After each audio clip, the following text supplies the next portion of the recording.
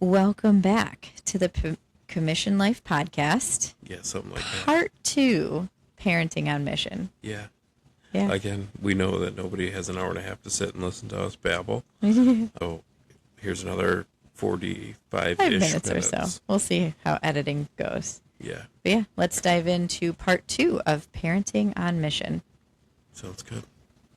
Here we are. Doing it live. Doing it live. Welcome to the Commissioned Life, where faith meets everyday life. We're a husband and wife who believe that living the Great Commission starts right where you are. In your marriage, your work, and your community, every moment is a chance to live on mission. This is the Commissioned Life podcast. Let's step into the mission together. The other thing that we have shifted our mindset when it comes to when we have hurt or offend somebody, we don't say, I'm sorry, it's okay. We've really been intentional about adjusting that perspective of, I'm sorry, I forgive you. Yeah. Because saying it's okay. And do you forgive me? Correct, yes. Yeah. But saying it's okay Or can you? really says, oh, I'm sorry. Oh, it's okay. No, the behavior was not okay. It was not okay that your brother got so upset that he threw the toy at you. That wasn't okay. But we can still choose to forgive. Do you choose to forgive your brother? Yeah, I forgive. And then that's met with that grace, as well as we end up following through something new after a book that I read that a shameless plug for Wojtek. He's super awesome. Gave us this book called Habits of a Household, and it talked about disciplining with an eternal mindset and shifting from that behavior management of like, okay, you hurt somebody, you gotta apologize, and then the other person has to say it's okay. Like, no, whether you hurt somebody physically or emotionally, it doesn't make the behavior okay. We have to forgive them. We have to say, can you forgive me? So we make them say what they did. So Isaiah will say, I'm sorry for throwing the book at you. Can you forgive me? Then Amelia says, yes, I forgive you for throwing the book at me. Then they give each other a hug, and they do not let go of that hug until somebody smiles. And they know it happens now too. Even just today, something happened. And Amelia's like, now we got a hug. And Isaiah's like, I'm already smiling. And I was like, you still have to hug anyway. So they even know that it's coming now. So modeling when I mess up and I'm short-tempered with the children, I will apologize to them and ask them to forgive me because they were just being children and they didn't deserve to get snapped at because I stayed up too late recording our podcast and now I'm getting snappy with the children. Yes. So modeling that for them as well and saying, I'm sorry, I didn't get enough sleep last night. Can you forgive me? You didn't deserve to be talked to that way. And apologizing and asking for their forgiveness as well to model that, what they're doing with their siblings and what they will then do eventually one day with their friends and colleagues and coworkers. And can you imagine them taking this into like corporate America? I was like, now you guys have to hug. I'm going to do this at work. It might work for you guys. We're going to do it. All right. Yeah. All right. I'm just going to yell at somebody and then hug them until somebody smiles. But it's not going to be me. Nope. Turn that frown upside down, sunshine. Good grief. You talked about a couple of moments that are great opportunities for discipleship. One of which being those car conversations, getting the kiddo in that like side by side. It opens them up, which for whatever reason, the car is like a magical place. I even would say that in therapy with people who are in family therapy. I would meet with the parents, be like, just get them in the car and be like, hey, let's go for ice cream, and go to the ice cream place across town. So it takes you 20 minutes to get there, eat your ice cream, and 20 minutes to get home. Something magic about the car. Yeah. You get that out the window wonder. Yeah. Mike, why did the stars look like that? Oh, babe, I don't know. Because that's the way God made them. That's the way God's made them. Yeah. It just opens it up. Yeah. And then having those after discipline conversations of, I made the choice to stay up too late. You weren't doing anything wrong. I'm sorry for getting snippy with you. It was my choice to stay up too late.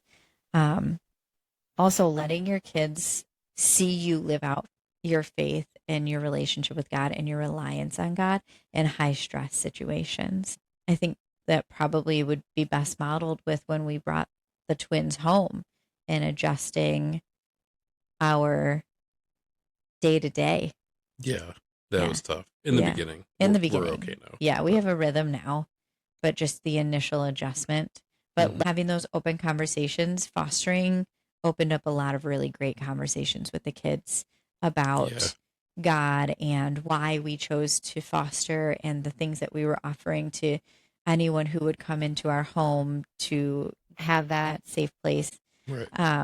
So just having those conversations and sharing where God's hand has been, but letting them see us live out and lean in and on God in all Yep. of those high stress situations. Right. Yeah. Yeah. I think it's important too, though, to remember to protect their hearts. Yeah. Like I said before, what like music Mm-hmm. or TV Mm-hmm. shows or just, I mean, nonsense. Mm-hmm. YouTube, like we use it. Everybody uses it nowadays for a lot of things. Mm-hmm. There's not a lot of good stuff for kids on YouTube. Uh, let's There's really call a not. spade a spade. There's really not. Um, Well, there's some helpful stuff for adults, but it's usually enough to get you in trouble. mm-hmm. Uh, you Yeah. know, I mean, just in the plumbing world alone, and the HVAC world, there's, Someone like myself who can yeah, YouTube something yeah, and definitely do a great job. yeah. There's a lot of people that will YouTube it or try to, and it's great. Empowering homeowners is phenomenal, and that's what I talk to my guys about all the time is don't go in there and try to sell anybody anything. Mm-hmm. We don't want to do that. We want to go in there and educate the customer and let them know what's wrong, why it's wrong, how can you prevent it in the future, and if your pipes are just torn up because you've been dumping Drano down it, don't dump Drano down your drain. Don't flush the flushable wipes. Yeah, don't put, well, that keeps us in business also though. So 6, 7. It's what they watch, what they listen to, Mm-hmm. people that they're friends with, Mm-hmm. the places that they sleep over. Do they sleep over? Mm-hmm. Like just thinking ahead of the possible repercussions, Right. consequences, because consequences could be good or bad. Right. Um, just thinking ahead to those things and like, okay, when we listen to heavy metal music, how does that make Dad feel? Mm-hmm. There was a time with Riley's dad, and you guys were driving somewhere. Yeah. It was Um, after his car got hit and he had Skillet on his oh yeah, playlist. there it Yeah. is. And he was listening to it. He was jamming out to it. I was like, do you know that Skillet's a Christian band? He's like, I didn't. And I was like, okay. Yeah. You're being poured into whether you realize it or not. Yep. And I'm Sometimes loving you it. don't even know. Sometimes you don't Right. even know. Mm-hmm. So for me, it makes it okay for me to not have to be like, oh, wrong song, Right. and flip off of it real quick Mm-hmm. because E40 or Buster Rhymes or something Right. like that I used to listen to a lot of. Right.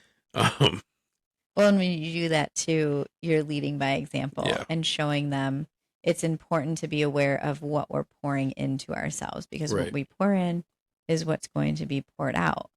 So, having that conversation with that song, specifically, what's coming to mind is that APT song. And it's very big with, oh, APT, yes, not it's E.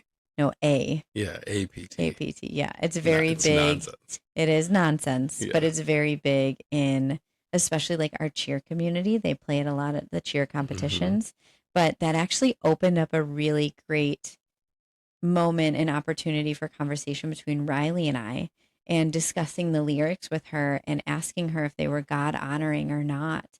And then she started to disciple her brother and sister to not ask for that song in the car and just say, you know, guys, maybe let's listen to something else. Let's listen to, you know, whatever. They did a VBS this year where they're still obsessed with the soundtrack of that Mhm. VBS. So why don't we listen to the Power Shuffle instead? Oh yes, That's a good one. yes. So leading by me, leading by example, and then sharing my thoughts with Riley it allowed her the opportunity to lead by example for her younger siblings, Yep. which is just, again, another Right. cool situation that God gave me the opportunity to see through my kids and remind me, okay, even when I mess up, I'm still doing some of the things right. Right. I think pointing out to them too that we rely on Jesus and what that looks like in hard times, and being honest when we're struggling and what we do with those struggles when we lay them at the feet of the cross, and obviously like age appropriate. Like Right. obviously the children are not aware of that difficult season that we walked through a few years ago, but letting them be clued in during Yeah. age appropriate in an age appropriate way. And just me sharing with Riley, it's a lot to manage your guys' schoolwork as well as all 5 of the children's appointments, Right. and how, you know what, kid, today I just really prayed for God to sustain me, because not only do we have homeschool, but we have the visiting nurse that's coming. We have 2 appointments at the Conventus building downtown. And oh boy, do I love traveling with the children downtown. It is my favorite thing to do during the week. Yeah. And then we still have to come home, get dinner, and I have to get you girls to the gym by 5. So just sharing with her, I am praying for God to sustain me today.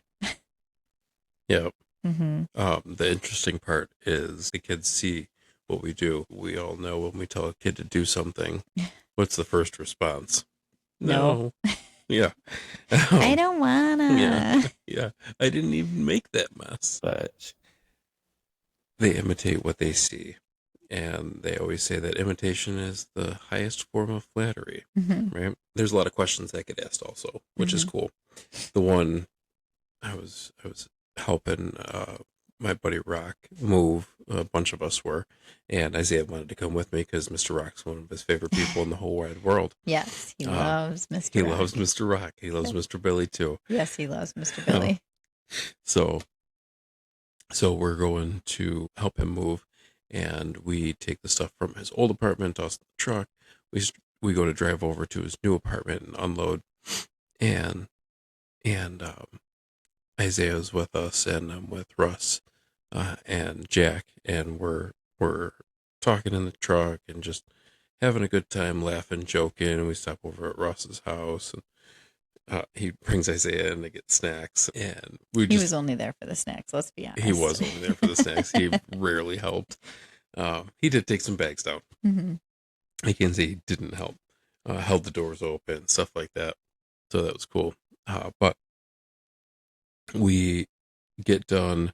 We head back to our vehicles because we all rode with Russ, and we drop Jack off when we go over to my car, and Russ drops us off, and I'm like, all right, brother, I'll talk to you later, whatever. And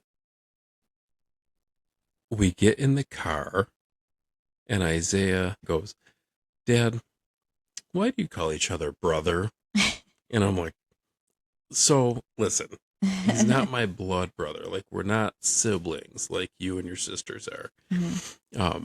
But we're all brothers in grace. Yeah, we're all sons of God. And I said, it's somebody that I trust with no question. Mm-hmm. Like, I'm a big believer in intentionality of words.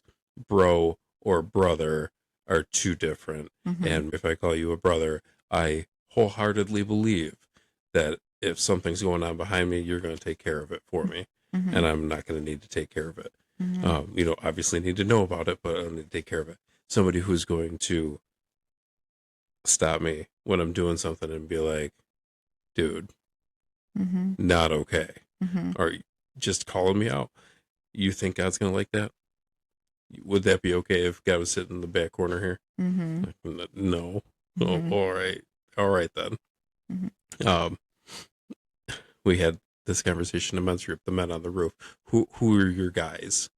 And it was cool that Isaiah got to see that. These are my guys. Like, if something's going wrong, these are the guys that are going to call me out. These are the guys that, if something's going wrong, I'm going to lean on or lean into. So he gets to see that. We went over to Mr. Jack's house to help him fix his tire on a random Saturday. Yeah. And Isaiah's like, oh, we're going to Mr. Jack's house. We get to see his cool car. He gets to see this and he gets to be around the conversation and he gets to observe, and the girls do too. They get to observe the love that pours over any of the relationships that I have with a lot of these guys. Mm-hmm. So that I think that's super cool. Yeah. That they get to observe that also. Yeah. And then imitate it. Yeah. Now he's best friends with Ezra. I mean, there's so many kids. Ezra's probably his bestest friend there. Yeah. But, He loves Ez. yeah. But seeing him just imitate, he even does it when you work with your hands and things like that. He'll imitate what you're doing. He needs to be right over when you're fixing something, right over watching you. So just having that idea, that mindset in the back of your head of if I was fixing the baby gate, he's going to be watching me. If I'm discipling someone or if I'm talking to somebody, the way you talk to me, the way you discipline his siblings, he's watching, he's learning, he's imitating. And same thing with all 5 children. Right. Oh, let me tell you how funny it is when I hear Amelia go, Isaiah Michael Reed. And I'm like, oh, that's Mama. Yeah. Today she called me Mama Grace Reed. And I was like, I see where you're going with that. We're so close. Grace is not my middle name. Some of the challenges that I have noticed that can be hard to shift from that behavior management mindset into a discipleship mindset with your children when you're trying to parent them in a way that points them to Jesus is, I mean, first and foremost, like I said, that first one of discipling your children will happen at inconvenient times. Yeah. So being tuned into the Lord and what I've started doing in the morning when I wake up, before I get out of bed, before I even pick up my phone, I'm just like, okay, God, we've got a busy day today, or even if we have a day just at home. Okay, God, I have a day filled with managing all of the children at home while Mike is at work. Give me your patience because my patience is not enough. Yeah. Give me your words because give me the spoons I need for this correct. today. Yes. Give me your spoons because I don't have enough. The children keep losing mine. I think one of the parenting pitfalls is, and I've kind of touched on it a little bit too, is feeling like I've shared earlier in this episode that God has been incredibly gracious to allow me opportunities to see the moments that I have done things well. And he's shown me how those seeds have been planted. But I have fallen in that pitfall before where I lay down and I'm like, just did not do enough to point my kids to Jesus today. And sometimes it's literally just your words and your demeanor. Oh, I'm going to get way more in depth than that. Talk about parenting pitfalls. What about when you fail? You just straight up scream at the kids for some reason. Not you specifically, but I've done it though. Like there's days where it's not just like, oh man, we missed the devotional today. That's the perfect picture. Yeah. Like, let's be serious. Like, choke down that sausage because we're going to cheer now. Yeah. Like, let's go. And that's, okay, well, how could I have managed my time better? Well, how can I have done this better? And it's not, that's not really the forefront of oh man, I haven't done enough to point my kids to Jesus today. It's like, man, I just really didn't show Jesus through myself today in a lot of areas. And that just can feel like a huge failure in itself. Yeah, and you completely missed the mark. Yeah. Yeah. Not even close. Yeah. Like, you can't hit the broadside of a barn. Like that's where you are sometimes. Yeah, that's where I've been a lot. So. 100%. Yeah. We've both had those moments. Yeah. Where our fuse is just like so short and the littlest of things set you off, and then you're laying in bed and you're like, that was a little bit of an overreaction. I don't know where that came from. And I get upset with myself because I can hit a quarter at like 30 yards. Oh my gosh. Like I think those moments are perfect opportunities though to go back to that leading by example and modeling for the children, even if it's the next day. And the slate is clean. They went to bed. Maybe they forgot about it. Even if it's the next day, going back and being like, "Hey, buddy, I had a really rough day at work yesterday, and when I came home, you banging your feet on the floor was just too much for me. And Boom. yeah, literally all the time. You banging your feet on the floor like that was just too much for me, but you weren't misbehaving. You weren't being Yeah. disobedient. You were just being a loud kid, and you didn't deserve for me to yell at you like that. I'm sorry about that. Going back to modeling that, asking for forgiveness Yeah. with grace conversation that we had a little bit ago. Yeah, Yeah. but this is my own fault. But I like to lay with the kids at night when they fall asleep. Mm-hmm. This has come to an issue now where they don't even like to go to sleep unless I lay down with them. Right. So I get that 10 to 15 minutes. I'm going to say 5 to 15 minutes, sometimes a half hour of time where it's silent or just the noise machines going on. And then I get the questions of the world. Dada, why is jelly sticky? Like, I don't know. Go to sleep. right. No, but we have especially with Riley. She likes when my head is just a little fuzzy because I shave my head. Mm-hmm. I'm sure you can tell it's at maybe these huge headphones. But she likes when it's just a little fuzzy. So she'll rub the top of my head and we'll talk about the day. Oh. Yeah. Mm-hmm. Yeah, it does become a challenge. Yeah. I think in this aspect of the challenges and the pitfalls that we can fall into as parents, I want to take an opportunity to encourage parents and remind everybody who's listening, as well as ourselves, that we are not enough and we will never be enough. We will never be good enough. We will never be the perfect parent, but we have Jesus and he is enough.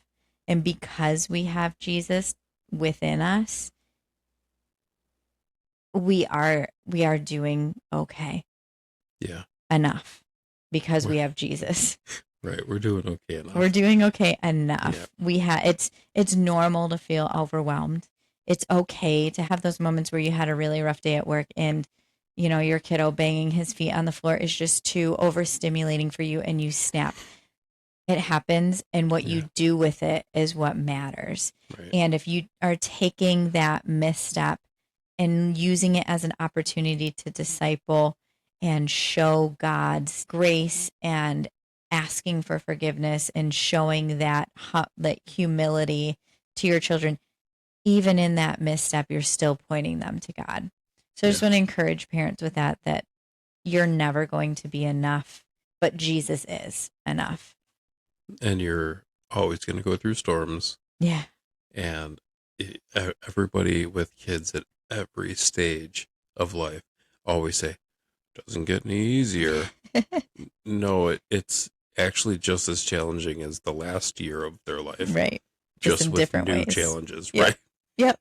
Mm-hmm. Yeah. But there are different things that we can do to help point them to Jesus. And I know we always like to kind of give some practical stuff at the end of our episodes. So do you want to point out some of the practical ways that we can help point our kids to Jesus? Yeah. The kids with our student life, where we're at now, they have little worship songs with like dances and hand motions. Sometimes they do sign language with them, whatever. But that's really good for like the little kids. Like guided motions worship. Yep. Yes. Oh, is that what it's called? I don't know. Oh, I was going to say that. Okay. I didn't know that's what it was called. But that being able to go out and enjoy God's creation, nature, stuff like that, school age, middle school, kind of where Riley's at to middle schoolish. Yeah, elementary. Yeah. Memory verses are huge. Family devotionals are huge. And serving together. Yeah.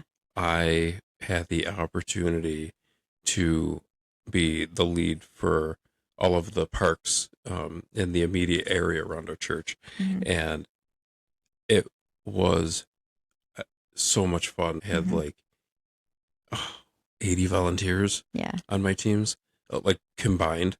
And Riley didn't want to go do a serve day with anybody else. Mm-hmm. She wanted to come with me. Mm-hmm. And once you're in like the quote unquote supervisory role, I guess it turns to be a little different because she has served Mm-hmm. with me before. Actually, we all did Yeah. the first year.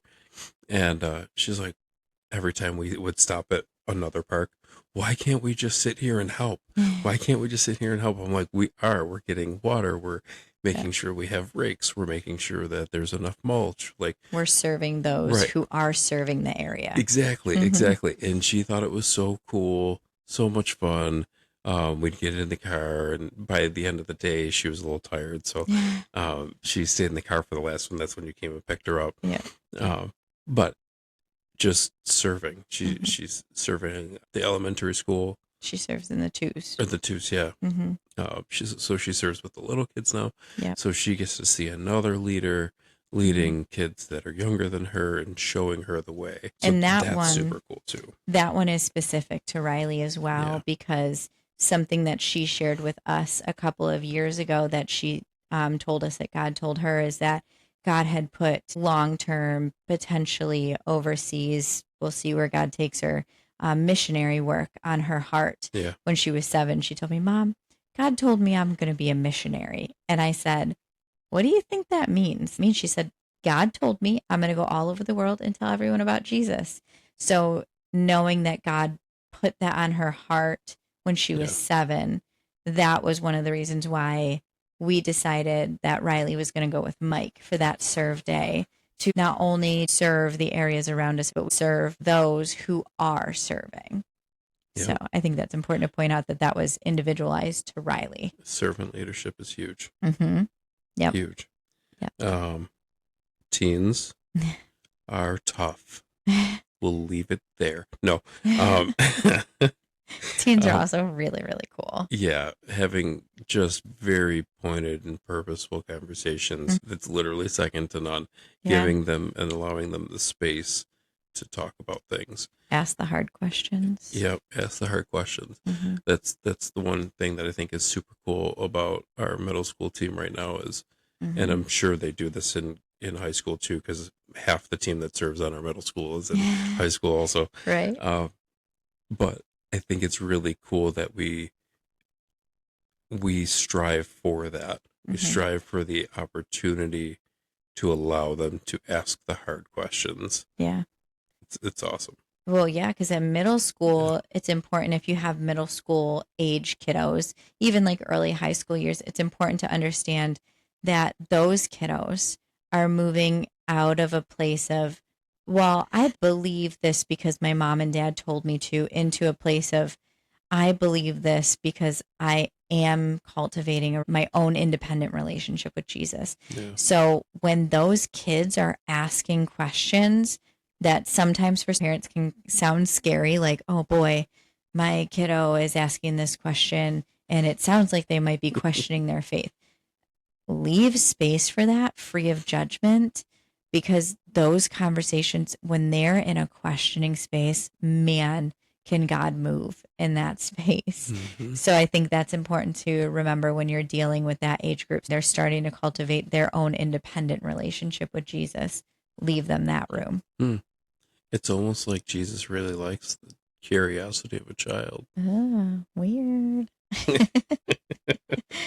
What else? I think We're almost done. almost. I think creating traditions within the home Yeah. is another really great practical way. So some of the traditions that we have in our home, we've talked about like Christmas. We don't celebrate Santa. We really, really focus in on the Advent season and the birth of Jesus and the birth of our Savior. And Right. for Halloween, that's actually really when our Christmas season really kicks off, because we Yeah. don't celebrate Halloween. We don't. We actively take the day back in the name of Jesus, because we felt like just not participating felt a little passive for us. Yeah. So I didn't want it to sound like, yeah, we don't do that. No. So yes, we thought it would be a little too I guess, aggressive to be like, we're Christians. We don't do that anymore. Like, no, that's not why. Mm-hmm. Um, and yes, our Christmas season does start now. October 31st. Yeah. We had real trees. This is where this came about. Mm-hmm. And one of us decided to muscle up the tree by themselves and then force me to put it up the first year. But now she's putting it up herself. I am. Okay. Because if I put it up while you're at work, then it's up. But this year for Halloween, last year we had we called it a Fall for Jesus party, and the kids did Jesus-centered crafts, and we had friends over, we worshiped, then we put them to bed, and then we played games with the adults, and we really just focused on Jesus. But this year we decided to keep it just us, just the 7 of us, and we put up the Christmas tree and we decorated for Christmas, and we watched the Star movie on Netflix. That's the birth of Jesus from the point of view from the animals. The kids love that movie. Yeah. Riley even brought out our movie that we watch on Christmas morning, The Unexpected Christmas. Yeah. So they won't be expecting that. Yes, exactly. Yeah. We have Stacy to thank for that video. It's so cute. We also do, instead of doing Elf on a Shelf, we do the shepherd, the great shepherd, and he moves through the house, but he's not like a magical creature like the elf on the shelf is. The kids can touch him and the kids can play with him. So we do the shepherd's journey. It's similar to the Advent season. We do a devotional that's Advent focused. Yeah, there's little blocks that you turn over for each day. Yeah. Yeah. But the shepherd's journey, I think it's called, is he gets moved and there's a card with him and it talks about the journey leading up to Christ's birth. So we really focus in on Jesus, and we had a few people. It's surprising we had less people ask us about Halloween than we did about people who asked us about Christmas when we chose to stop utilizing Santa as a means to celebrate Christmas. Yeah. We had more people ask us about that over Halloween. You mean to tell me your kids don't know about Santa? Yes, correct. Like, because Santa's not real. Right, but Jesus is. Right. Right, yes. So, just having some of your own traditions that work for your family. But I think we should wrap up because this is a little bit longer of an episode. So I think we should wrap up. And I'll start by wrapping up and reminding parents that you're not responsible to save your children. Yeah. You are not their savior. You are just using your parenting role, responsibility, and authority to point them to Jesus, who is their savior. Yep. Just plant their seeds. So remembering that, remembering to lift that burden from your shoulders, because you cannot save your children. So lift that burden from your shoulders. Yeah. And guys, you don't have to be Atlas. And if you don't know what that means, there is a sculpture of a gentleman holding the world on his shoulders. That is not practical. Yeah, no, it's not practical. You and cannot it's not how, do that by yourself. Right. It's not how God intended it to be either, right? He fills in the holes where we are weak because he is strong and he is perfect and he is enough because we are not. Yeah. So your faithfulness matters at any point. Yeah. No matter how big, small, anything, it matters always. Even if nobody else sees it, it still matters. And just remembering that this was one of the hard things for me. When I realized that somebody else can love my kids more than I do. At one point, I thought I was going to punch a 5-year-old. Not mine. We had some kid picking on Riley. Jacob. If you're listening, Jacob, we haven't forgotten you.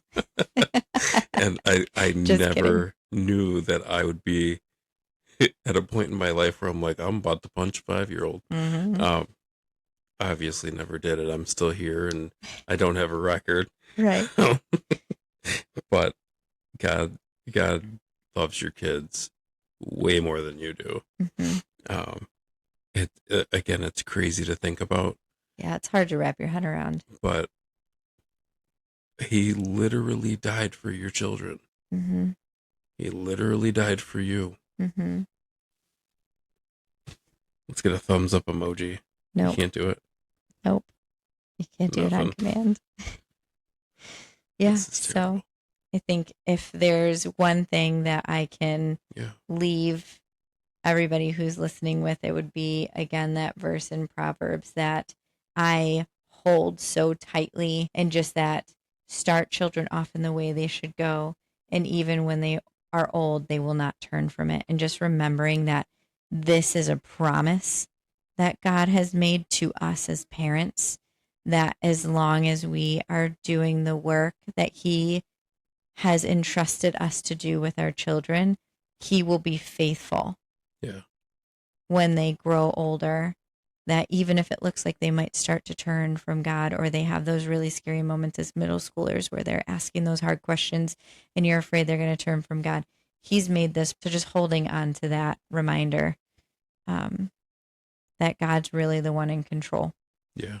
And We have no idea what we're going to talk about next week. we don't. We're Not just yet. gonna let God download it Yep. at some point Yep. in the next couple of days. We prayerfully consider what Yeah. we're going to talk about next. But But tune in. You won't want to miss it. yeah, we'll do it live. We'll always do Always. it live. Yep. Yeah. Eventually, one of these times, I'm going to stream it, and Meg's not going to know. Oh my gosh. And it's going to be all sorts of me yawning and Mm-hmm. all the things that you guys don't normally see because Meg is so I edited graciously out. edits Yeah. them out. Mm-hmm. Diligently. Like, subscribe, send us testimonies. Yeah. The Commissioned Life Podcast Mm-hmm. at gmail.com. Correct. Send us your testimonies. Do Yeah. you think we can get a heart today? I don't know. Let's see. We All did right. it last All time. right. We'll do it live. Have one. Can I do it? What Maybe if- you're too far away. maybe. Wait. Have we gotten any? We got like random thumbs up. Have we gotten Yeah. any since we've been down here? I have no idea. I don't think so. It's the basement. We got to go back upstairs. All right. Yeah, I'm not bringing this back upstairs. That's This is- okay. This is a good spot. We got the wall. Like and subscribe. We got the plant. There's a remote, and I don't even know what this remote goes to. It's Good grief. Let's go to bed. Let's go to bed. We love you guys. Jesus loves you guys. deuces. Till next time. Parenting on mission. Do do do do do. Fancy music. Exit. Blah, blah, blah, blah. Thanks for tuning in to the Commissioned Life podcast. Our prayer is that today's conversation helps you see your everyday life as part of God's bigger mission. If this episode encouraged you, share it with a friend and keep living on mission right where you are. Until next time, this is the Commissioned Life.